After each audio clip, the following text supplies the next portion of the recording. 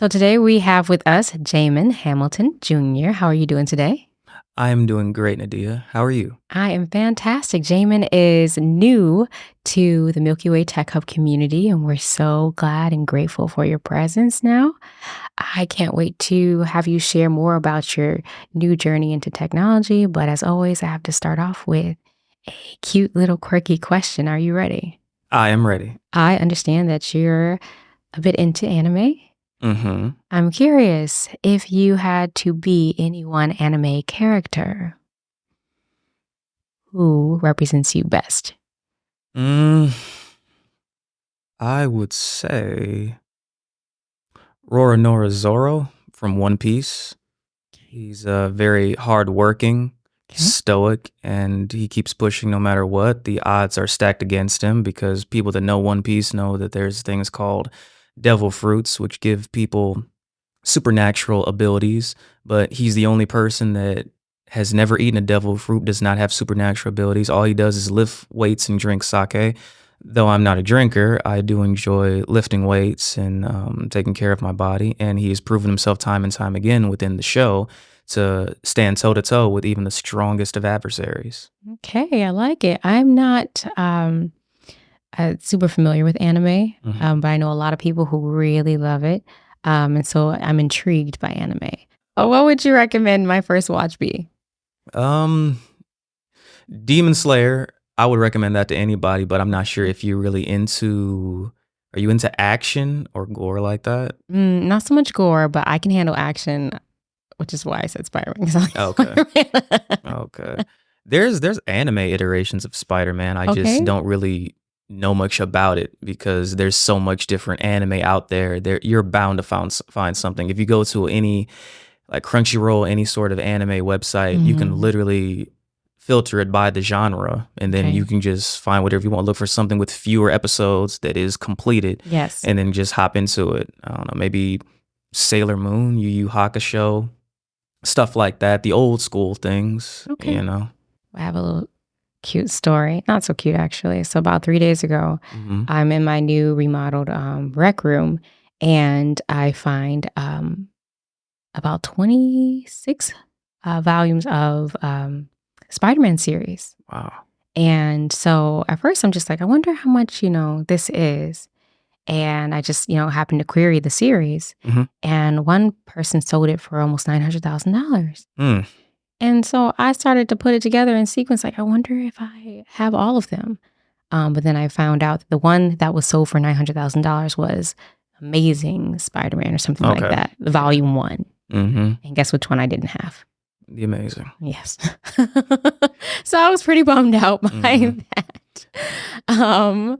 But that's my little comic Hey, but the story. best way to feel better about that is just to reread those chapters of Spider-Man and just get lost in the world, you Yes. know? I think that's a great idea. Mhm. So now let's dive in and share with our listeners a little bit more about yourself and your new journey into tech. Okay. So, quick information about me. My name is Jamon Hamilton Jr. I'm the son of Jamon Hamilton Sr. He was an ASE certified mechanic in Milwaukee who owned a shop on 56th and Hampton known as Jamon's Automotive. Worked there for 30 years fixing foreign and domestic cars and trucks. I worked under him as an apprentice. He was a master mechanic. Though I did not have any certifications myself until way later, I got certifications through O'Reilly's to work on push button start, powertrain systems, stuff of that nature. I was never ASC certified, which is basically like a high level automotive certification. Um, I instead learned from him. I would be with him in the shop underneath all the cars, and he would teach me about the car parts, how different pieces work, and I would watch him take things apart. I was basically a light holder. That's what you start out as. You're Sure. holding the light for somebody. Sure. And of course, when you be lost in the days, they grab your hand and just adjust the light because you have to be paying attention. And then as I did things and he did things repetitively, I started to replace parts. And in his old age, he ended up becoming a light holder for me when I started fixing cars. And then when he became bedridden from the conditions that he had, I ended up running the shop by myself for about a year. At that point, I realized that this really was not my passion. I didn't really want to be a quote unquote grease monkey. I wanted to see what else the world had to offer to me. I ended up working in sales, selling direct TV because I wasn't really much of a talker. Mm-hmm. And then as I was working and selling direct TV, basically pestering people in Sam's Club, asking them, who do you have for your, internet and phones and stuff like that, learning how to talk to people and to engage in conversation. I learned that also was not my passion, but what I took from that is being more of a people person. And that helped me with networking events. What kind of got me into tech was seeing how the tech world advanced, because I'm going to be 30 this year. Mm-hmm. And I remember floppy disks. I remember CDs, Blu-rays. I use them as coasters now. That's what's up. Yeah, keeping them around. But we used to have a whole collection of VHS tapes from my dad used to love horror movies. We recorded Tales from the Crypt, Stephen King films, stuff like that. The VCRs, the surround sounds that had the wires connected to him. It was, and just looking at cars, how cars went from being mostly mechanical and then transitioning more into electrical, how they have ECMs, they have things that monitor all of the car's systems, computers that monitors all the car's systems. Yeah. And now they got Tesla, which is mostly a computerized car. Yes. Something I really wouldn't bother touching because I prefer more mechanical. Yeah, I imagine with your experience. Yeah. I don't trust tech that much these days to have a mostly, technological car. But seeing how things change, the fact that we have supercomputers on our phones. I used to have broadband, cricket phone. I used to have slow phones, and then now we have phones that have beautiful pictures. So everything has gotten so advanced that I just wanted to learn more about it. And I ended up working at FedEx because they said that they have a reimbursement for schooling. And I was studying on YouTube University about like the different the best university. The different majors that I'd want to get into if I got into school. And then I started to learn about cybersecurity. And then from that, I did not need much of FedEx except to take care of my mom, because when my dad passed away last year in January from COVID, it was just me and mom, and I had to get a job to kind of get myself more focused. I was tired of scraping my knuckles against cars, and I wanted to do something I found a passion for. So I ended up, enlisting in the FedEx plantation, and I was filling up trucks. And when I learned about cybersecurity, I took a course on Coursera in order to get the Google cybersecurity certificate. Okay. So literally what I did, I started working in June of last year. Okay. I bogged down. I worked second shift, 2 to 3 to 10 p.m. I would wake up early. I would study for hours and hours, and then I would immediately just get dressed, clean up, and go to work. And then I would work into night just loading up trucks.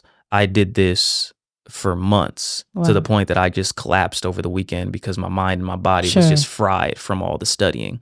I ended up getting the Google cybersecurity certificate, and what came with that was a code for CompTIA Security Plus, where it'll give me a discount on CompTIA's. How much was the discount? About like, I think $200 total. And so I got a voucher in order to take the CompTIA Security Plus exam, and I got the study materials. So once again, I went from studying the Google cybersecurity to now studying for the CompTIA.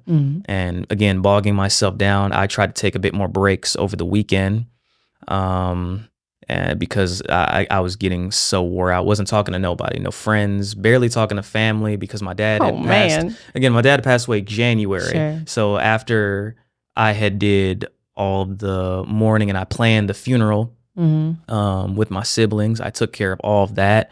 I made sure all the business was in order. So you went to an isolation period? Essentially, yeah. People was wondering where I was because I used to do modeling here. It's interesting because, when I first got into the field of technology, I found myself very much in a little bit of an isolated period because it was tough. It was heavy content, right? Yes. And so distractions do not serve you at all when you're taking on brand new content that is as heavy as this type of stuff, right? Right. So I definitely can understand like the isolation period. But it seems like it's paying off now. So you were able to get your certificate. Yes, I got the first certificate, and then I passed the CompTIA Security Plus. I think a month or so after that, I passed it. I got that by the skin of my teeth, but a pass is a pass. I was very happy. I came to tears because of it, because of how wore out I was doing all that. She did it. Yeah. And then after that, I think I started to engage in tech networking events. I first went to No Studios, where I met you and others, including members of IC Stars. That's right. So I was just meeting and talking to people because Was that during Tech Month, October? Yes. Okay, cool. So I only waited until after I got the certifications because I wanted to tell somebody I had them. I didn't want to seem like, hey, I just want to get into tech. I have nothing. But I'm like, hey, my name is Jamon. I'm trying to get into the tech field. I have cybersecurity certifications like this, that. What are you guys looking for? I went to the networking event there. I went to the IC Stars networking event, $250 ticket to get into that. I was meeting person after person, talking to people. People enjoyed speaking to me. I was introduced to other people. I had a LinkedIn set up way before that. Great. Giving people my LinkedIn, giving them my resume, asking what are you looking for? What skills, what sort of abilities, hard and soft skills are you looking for? Because I was just yearning for it. Yeah. And I remember at the Milky Way Tech event, that's when somebody told me, hey, you want to study cloud security. And then in my mind, I was Shout like, out okay. to Milky Way. Yeah. And then from that, I was like, oh, damn, I got to study something else. But I was like, all right, well, I have to do it. I've dedicated myself to this path, so I have to do it. So I started studying cybersecurity, AWS, while going to other tech networking events. That way, when I could tell people, yes, I have these certifications in cybersecurity, but I'm also studying AWS. Yeah. So far, I'm finished with about all of the material, and now I'm just taking practice exams for the AWS on cloudguru.com. So Nice. Again, it's gotten to the point where I have been going to events more, and I have been like meeting with my friends more because I'm like, I can't stay isolated for so long. The networking events were good, but it was like, I got to see my people again. Yes. So I was linking up with friends. I was going to events, and I just finding myself. Yeah. So it sounds like your journey was just one, understanding and committing to the path. Yes. You had the season of isolation where you just made sure that there were as little distractions as possible. You got the job done. You got the certifications. And then the next phase of things was just networking as much as possible. And that's when you began to start to find new spaces that you can learn about that were perhaps even more in demand. Yeah. So I think that's interesting. And the reason why I share or ask you to share your journey is because one of the main questions that I get asked so frequently, especially from our communities, is, how do we get into tech? How do I get into tech? What is the best pathway, right? And much of my advice aligns with the journey that you just shared, right? Making sure that you have the time and the capacity to dedicate to it, but also put yourself out there, right? And there's no better event than Milky Way Tech Hub and IC Stars to find your people in technology. One thing, though, that I would suggest for those who are just getting into the space is a couple things, is to make sure that you don't just wait until you have the certificates, which is something you said that you did. Right. But get into networking as soon as possible. And the reason why I say that is because just what you shared, right? When you did get out there, you started to learn what this ecosystem is needing, right? What jobs are open here.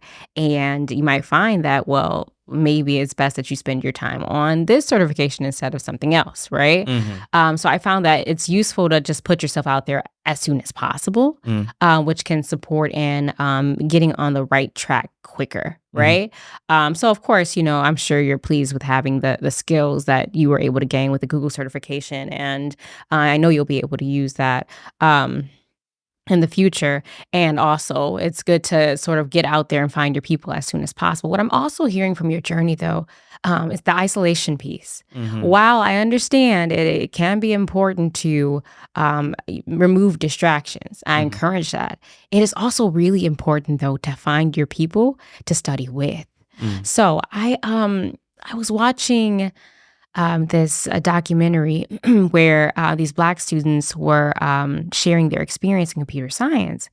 And they were all saying how they were struggling versus their peers in the student in their class that seemed to be thriving. Mhm. And a gentleman had started to observe, like, why is this the case? We're all, just as intelligent as the other. Mhm. And then he observed that the reason why the Black and brown students weren't doing so well is because they were going off to the libraries by themselves. But then he went to see his peers; they were kind of working together. Mhm. He would go to study groups and see, like, oh, they're all together, like in a room, sitting there studying together. Mhm. And so one thing that I think that perhaps as a leader of Milky Way Tech Hub, one thing I can do is maybe create more groups for folks to come together and Okay. study for one track. And perhaps that could support the learning, but also make it a little less painful, right? It can be a little painful doing it by yourself. Yeah. I don't know that I've seen a lot of groups like that. I know that Code and Brews, I think, is the organization where groups of people just come together and code on their separate projects. But I haven't seen like study groups just yet. And I think that might be something that might be worthwhile. Is that something that maybe you, being someone who's new to tech, would be interested in? Just finding more people that are going after the same sort of certifications and kind of coming together to study? Yes, I would like more hands-on stuff because I gotta admit, even the drive here and getting my mind ready, because there's a lot of stuff that I be doing and taking care of, personal business. It's hard because the catch-22 within the tech field is you got a lot of demand, but yet you look for somebody with experience. So how do I get the experience if you're not hiring, but yet you have high demand? It could be very grating on my mind, essentially, because when I learned how to fix cars, I was there behind my father. It was a hands-on thing, and then I ended up doing it myself. Well, with him watching me, and then he would give me tips on how to improve myself, how to be more efficient. And then from that, you gain your own style of how do you fix this job? How do you start mentally visualizing how you want to repair it, how long it's going to take, and that turns you into an efficient mechanic. Sure. With this, studying and being around groups, like I'm sure IC Star is a great group. I'm going to be in their cycle on 15. Yes. Yeah, I'm happy about that. It can be very daunting because, it's nice to study and learn stuff, but I got to apply it. It's annoying just to have information and to not apply it. Now, I did use different websites. There was a website called Let's Defend IO. Now, that is a blue team training group that it does teach you how to escalate tickets, and it teaches you how to use VMware and how to use sandboxes to isolate malware. Sure. It teaches you how to actually apply the stuff that you're learning. Sure. But when I started watching YouTube videos from people that were actually in the field, they said that, you'll use all this training, you get these certifications, but odds are it's not going to be the same as when you're actually working with somebody or underneath somebody. And that kind of aggravated me because it's like I'm putting in all these hours, I'm putting in all this work, and I'm studying, but I don't know what is actually needed until I get there, until I actually work underneath somebody. Yeah. And that's really the nature, though, I think, of computer science and the tech space, is that it's just constantly advancing, right? And changing and evolving. So I went through 4 years of computer science training, getting a computer science degree, and then another 2 years getting a computational science master's degree. Okay. And imagine how much has changed in those 6 years. Yeah, quite a bit. Yes. Not only that, though, when I did get into my corporate job, what they were teaching me in Marquette, Java, right? Yeah. I get there and they're like, oh, we use Salesforce and we need you to program in Apex. Mm. And so just like that, now I've got, 2-3 weeks max to learn this new language and get up to speed so that I can be the software engineer that they hired or whatever, right? So I think that, anyone who's getting into the field of tech, the skill of being able to be flexible, agile, and to be able to pivot is just necessary, right? Because there's so much change, like you're always learning. And if you're not interested in continually learning, that this is not the space for you, right? But I think that that's what makes it fun and dynamic and keeps things interesting as well. Yeah. So what other gaps do you maybe see that perhaps like a tech hub could support an individual like yourself that's looking to get into the space? What other gaps? Just like in the process in general, right? So you say that, hey, yeah, you want to get into tech, you started getting certifications, there's networking events. What are some things though that you feel like are missing, or some things that could really help you support you um in your journey of getting placed? Um, Perhaps actual real world simulations within the workforce that could possibly help because, Sounds like a hackathon.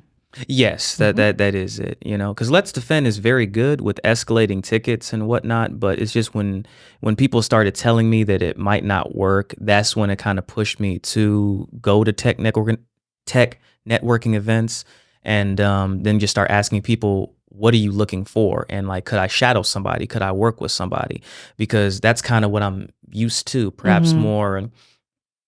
There probably are internships and like stuff Hmm. like that because I went to UWM in 2012 and graduated in 2016. Yeah. But I didn't know that the tech was what I wanted to do. I was Hmm. still focused on being, Sure. working with my father. Sure. So perhaps like, I don't know, creating more hubs for um, Like Black people to get hands on. into. Yeah, hands-on simulations and stuff to get into because I've heard people tell me like, oh, there's hackathons, like there's something going on in like Chicago or stuff like that. But I'm like, Hmm. what if I don't have time to go there? Yeah. What's So here? so interesting because I think this is the second interview that I did within this week where someone is sharing that hackathons would be beneficial. Hmm. And I think, people are desiring more of that hands-on experience and just project-based learning in general. And so I know you're going to get that at IC Stars, but the more, the better, right? Right. So I'll definitely take note of that for sure. What advice would you give someone that is looking to get into the field of tech now that you are working on your second certificate now and you've gone It'll be through my third. third certificate, okay, and now you've gone to several networking events and you're on your pathway to getting hired. What advice would you give to someone who's brand spanking new? You have to focus on your why, and all you have to do is lock in, and you have to be very hard on yourself. Like my why is I have a mother to take care of. She was a housewife while my Mhm. dad worked. I grew up in a traditional household.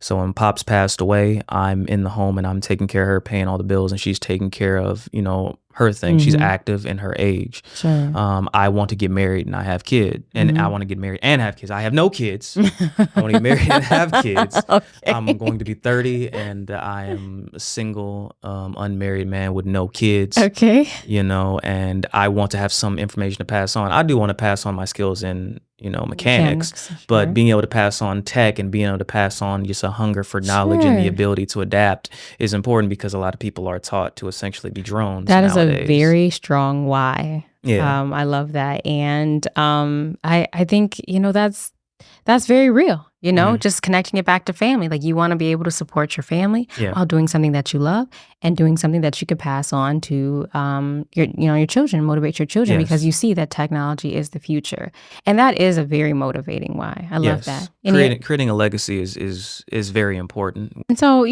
what you're saying though, it highlights what I have been seeing more and more of is just the need for more mental wellness programs. Mm, I think it's something that's often mental health care is often neglected in our communities, it is. and it's something that we have to pay attention to, especially in the tech community, right? Mhm. And it's okay to acknowledge like, this is difficult. This Yes, is making me feel like I'm failing, right? If you fail an exam, that's tough. it is. It's really tough, It right? is. I remember I wanted to curl up in a ball when I got 26% on my first calc exam. Mm. Okay, I get it. Yeah. But there is a need for more programming, I think, that focuses on the mental health of techies and those in the tech community, especially for Black and Brown individuals that sometimes do feel a bit isolated. And I think it also points to why there's a need for there to be more study groups, right, to Yes. support one another as we're on this journey.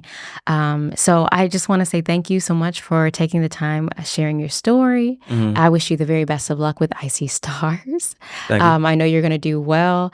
And I know when folks hear this, different recruiters hear this, they're going to be reaching out and hopeful to hire you soon.